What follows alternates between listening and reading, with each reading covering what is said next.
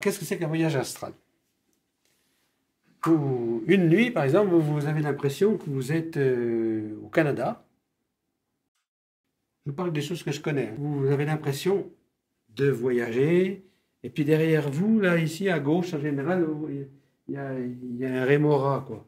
Enfin, il y a comme quelqu'un qui vous suit, une ombre qui vous suit, et puis vous passez, vous êtes à, je sais pas moi, 200-300 mètres au-dessus, puis vous voyez ce qu'il y a par terre, vous voyez des gens, des paysages et tout ça. Alors ça, si le lendemain vous vous rappelez de tous les détails, alors, les couleurs et tout ce que vous avez vu, et puis un grand bout, hein, pas seulement un flash, hein, et bien ça, il y a 9 chances sur 10, c'est un voyage astral. C'est-à-dire que vous avez laissé la bagnole sur place, et puis le chauffeur, il est parti piéton, il est allé faire un tour. C'est une sortie de corps?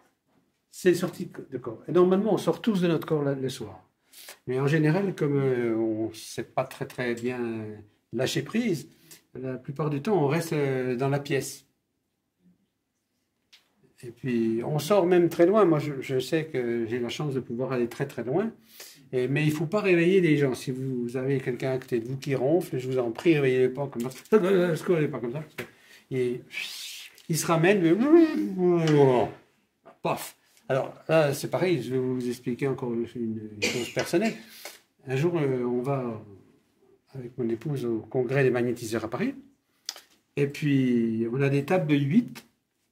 Et puis, on va pour s'installer. Et le copain en face s'est mis. Qu'est-ce que t'as foutu, Benoît? C'est foutu quoi? T'as un bras en dehors. D'après lui, si vous voulez, j'avais un bras comme ça. Ah ben, je dis, c'est la femme, elle m'a réveillé, elle m'a secoué comme un prunier.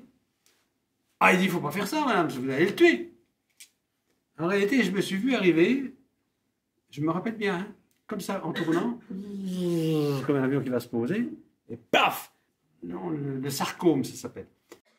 J'ai eu l'impression que le sarcome se fermait, mais j'avais le bras dehors. Alors, ça c'est fou, parce que j'en avais parlé à personne, hein. Lui, il m'a vu comme ça, et on était deux à savoir ce qui s'était passé.